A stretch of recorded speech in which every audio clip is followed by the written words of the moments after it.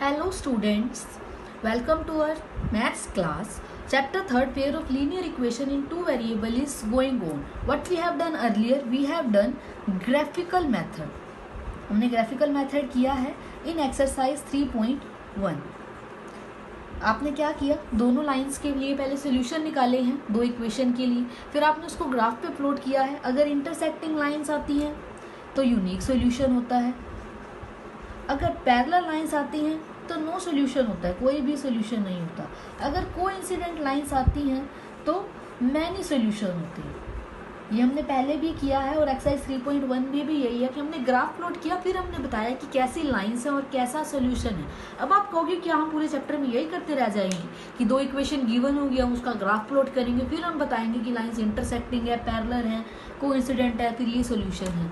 Is there any method कि हम बिना ग्राफ प्लॉट किए या बिना ग्राफ पे उसको ड्रॉ किए बता सकें कि कैसी लाइंस होंगी या फिर कैसा सोल्यूशन होगा? Yes we can. How? First let us take this. We have done कि standard form of linear equation in two variable is ax plus by plus c, where x and y are variable and a is coefficient of x, b is coefficient of y and c is the constant term. But chapter is pair of linear equation. इस chapter में हमारे पास pair ही होगा, दो equation ही होंगी. तो अगर हमारे पास pair है तो स्टैंडर्ड फॉर्म क्या हो जाएगी? a1x b1y plus c1 is equals to 0 and a2x plus b2y plus c2 is equals to 0. Please pay attention की जो वेरिएबल है वो सेम होने चाहिए. Pair of linear equation is represented by a1x plus b1y plus c1 is equals to 0, a2x plus b2y plus c2 is equals to 0. Please note that your pair of linear equation should be in same variable. कि first equation x और y variable में है तो second equation भी x और y में ही होनी चाहिए. Note कि अगर आप यहाँ पे एक equation n में है और equation x और y में है एक equation, it will not be considered as pair. Pair में जो दो equation होंगी उनके अंदर variable same होने चाहिए और कोफिशिएंट अलग अलग हो सकते हैं और नहीं भी हो सकते. So this is the standard form of pair of linear equation. जो वेरिएबल हैं x और y ही होंगे. Their coefficient a1 b1 a2 b2 and constant term are c1 and c2 respectively. Now अब हम बात करते हैं कि हमें पता कैसे चलेगा इक्वेशन से कि कैसा सोल्यूशन है और लाइंस कैसी हैं. So let us discuss this. First find the ratio. आप a1 बाई a2 निकाल लो. a1 by a2 first equation का x का कोफिशिएंट, सेकंड इक्वेशन का भी x का कोफिशिएंट a1 बाई a2. फिर b1 b2 भी निकाल लो. फर्स्ट इक्वेशन का y का कोफिशिएंट b1, सेकंड इक्वेशन में y का coefficient b2, b1 by b2 and c1 by c2. Constant term of first equation by में constant term of second equation. हम ये रेशो निकालेंगे. अब हम कंपेयर करते हैं. इफ अगर आपका a1 by a2 is not equals to b1 by b2 है, कि अगर आपके जो ये दोनों रेशो हैं वो इक्वल नहीं है तो सोल्यूशन कैसा होगा? Unique solution. और वो कैसी लाइन को रिप्रेजेंट करेगा? Intersecting lines. This is first. Now second is, अगर हो सकता है कि आपके तीनों के तीनों रेशो सेम आ जाए कि a1 by a2 is equals to b1 by b2 is equals to c1 by c2, तो सोल्यूशन कैसा होगा? Infinite many solution. और लाइन कैसी होंगी? Coincident lines. थर्ड इज, हो सकता है आपका a1 by a2 is equals to b1 by b2 not equals to c1 by c2 हो जाए कि पहले दो रेशो तो इक्वल है पर वो थर्ड के इक्वल नहीं है. तो लाइन कैसी होंगी? सॉरी, सोल्यूशन कैसा होगा? No solution. एंड लाइन कैसी होंगी?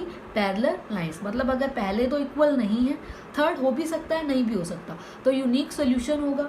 तीनों इक्वल है तो मैनी सोल्यूशन होगा. अगर पहले दो इक्वल है, लास्ट वाली कांस्टेंट टर्म इक्वल नहीं है तो नो सोल्यूशन होगा. Let us consider this with an example. Suppose we have 2x plus 3y is equals to 10 and second equation is 4x plus 8y is equals to 9. Now let us consider a1 by a2. What is a1 by a2? a1 coefficient of x, a2 is coefficient of x in second equation. What is it? 1 by 2. b1 by b2 we have coefficient of y is 3 in first equation and b2 coefficient of y is 8. It is 3 by 8. अब देखो third निकालने की जरूरत ही नहीं है. 1 by 2 is equals to 3 by 8. No.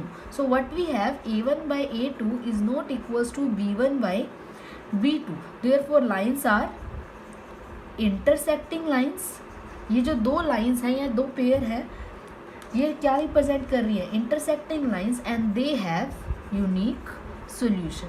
So in exercise 3.2 हमें सिर्फ यही देखना है कि सोल्यूशन कैसा होगा या फिर लाइन कैसी होंगी। एक चीज़ और आती है आपके पास कि ये जो इक्वेशन है ये कंसिस्टेंट है या इनकंसिस्टेंट है। आप बता दोगे लाइन कैसी है या सोल्यूशन कैसा है, बट एक चीज़ आती है कि कंसिस्टेंट एंड इनकंसिस्टेंट, कि ये जो हमारे पास इक्वेशन गिवन है पेयर ऑफ लीनियर इक्वेशन की, कि ये कंसिस्टेंट है या इनकंसिस्टेंट। अगर आपका यूनिक सोल्यूशन है या फिर मैनी सोल्यूशन है, मतलब कोई भी सोल्यूशन होना चाहिए, चाहे यूनिक हो चाहे मैनी हो, तो हम बोलते हैं कि ये जो पेयर ऑफ लीनियर इक्वेशन है ये कंसिस्टेंट है, मतलब कोई ना कोई सोल्यूशन तो है। बट अगर आपकी ये थर्ड कंडीशन आती है कि A1 by A2 is equals to B1 by B2 not equals to C1 by C2, that means कोई भी सोल्यूशन नहीं होगा तो pair of linear equation are inconsistent, मतलब कोई भी